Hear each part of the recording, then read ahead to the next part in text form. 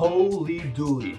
It has been 3 months since the last video. 3 months! That is insane! My hair is longer, I've got new piercings, new tattoos, new clowns, but most importantly, I've gotten the stencil printer. Or more specifically, I've had the stencil printer for 3 months now. So, you know, let's just blow the dust off. In today's video, I'm going to be doing 2 tattoos. The first one is one that I designed myself. I think it's pretty cool, it's pretty awesome. It's a tattoo that I've been having in my head for a while now, one that I wanted to do, design, and maybe put on myself. The second tattoo is a recreation of a design found on an ancient ice mummy from the Iron Age, specifically one found in the Pazarak Valley. This design is so cool, it's so awesome to think that, you know, tattooing has been part of the human condition for so long and in so many different ancient cultures, and recreating this design from so long ago, looking at the original, seeing the artistry, the flow of the lines, the techniques, the ideas, the decisions that this original artist made was so cool and so awesome and so fun to do. So if that sounds interesting to you, stick around. Okay, starting with the barbed wire tattoo, this is by far, in my opinion, the best tattoo I've ever done. Not only in technical skill, you know, how bold the lines are, how well I use the tattoo gun, but also in structure, design, composition. The shape of the barbed wire is just so beautiful and amazing, and I don't know, I love it. The way the wires come out of the barb, the direction they're coming in, the length of each wire, it's such a cool design. And you might be thinking, hey, guy, stop patting yourself on the back, stop jerking your hog, but give it up to the man upstairs for this one, guys, because this piece of barbed wire was found by a very important person to me on a walk. Now this person, they love to pick up trash off the side of the sidewalk, they like to pick up trinkets, they like to pick up little treasures, they're like a crow, they pick up anything that shines, and they leave it in my car and make it my problem. But I'm not mad ever, and I'm definitely not mad about this one because every time I got into my car, I saw this piece of barbed wire on my dashboard, and I thought that would make a beautiful tattoo.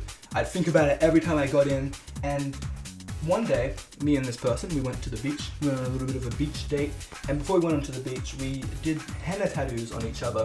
And one of the ones I did on them, and by far the best one, was the piece of barbed wire, and it looks so cool. And after I did that, I knew it was like the perfect design to turn into a tattoo. Now, I did it on their forearm, but if I'm being honest, I think this tattoo would shine most as kind of like a little bit of a cum gutter accentuator, or like a collarbone tattoo. I think it would work really well with one on either side of a part of your body, so hips, collarbone, you name it. I think this would be an amazing, beautiful tattoo. I did it very small here, but it's beautiful, and I'm very, very proud of it. It's one of my favorite tattoos I've ever done. I did block shading and bold shading, and usually this would be a bad idea for me because I'm new to tattoos and I can't really get the dark colors down, the dark shading down, but it just works so well. I just have learnt so much, and I've tried so hard with this one. This was just a design that was just really good, and I really wanted to make it work well, so it just turned out great.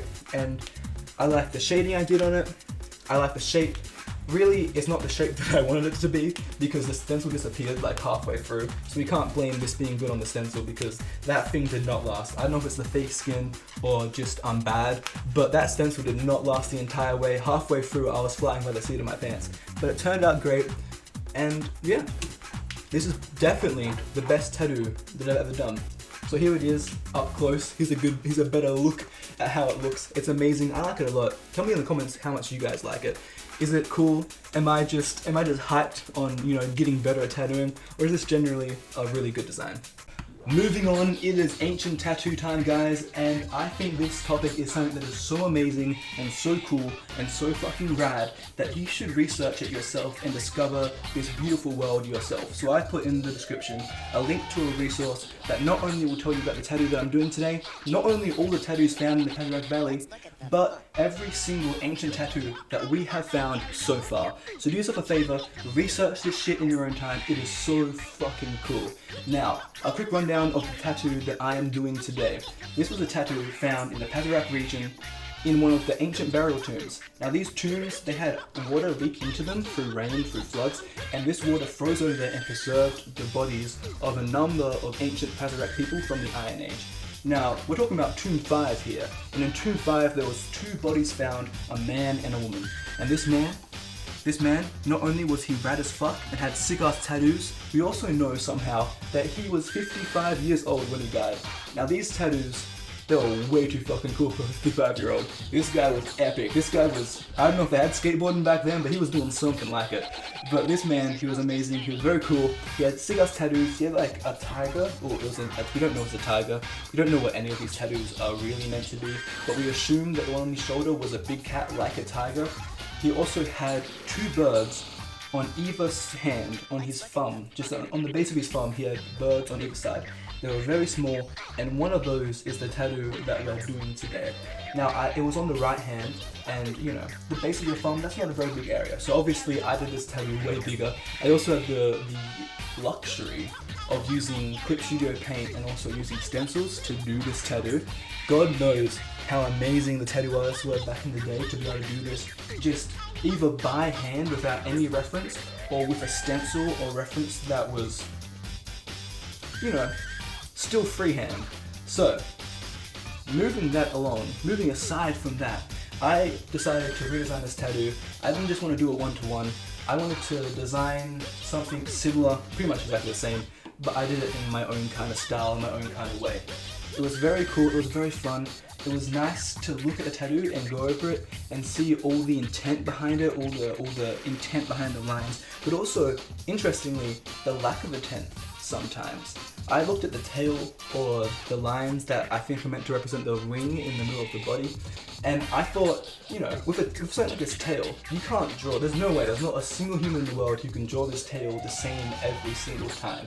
And there's little gaps in the lines that aren't connected, you know, that aren't fully connected together in the tail area, which I find so interesting. It's such an interesting artistic choice, and it just like blows my mind. Like, I can relate to the artistic decisions that these people made back in the day. I can relate to how crazy this tail is, and I can relate to the decision to not connect these lines and to keep this kind of abstract, because the tail is such a strange thing to draw. It's so amazing, it's so cool to think that people have been doing this for so long, that's been part of our culture for so long, and it was very fun to design it myself. Now, I did a few big changes, not really big changes, I did a few tiny changes. I changed the position of the bird. I thought when I looked at how it's drawn with the neck outstretched, this was a bird eating feet off the floor, or just looking down at least. So I changed it so that the body is higher up and the head is lower down. I put it on a bit of an angle. I also added perspective to the feet, were the 2 really big changes. I also made the lines inside the body a little straighter. I thought it just looked nicer when I did that. But God, it was such a cool experience redrawing this and then tattooing it. And honestly, I kind of fucked up with the tattooing. The lines aren't consistent or clean, but it still looks fucking great, which just goes to show how amazing the person who designed this tattoo really is as an artist. And honestly, I'm not that disappointed in how it turned out. So hopefully you guys think it looks cool as shit too. And this is a tattoo that, it's just so cool. I wanna do some more stuff with ancient tattoos in the future. If you want that, leave a comment down below, and thank you for watching.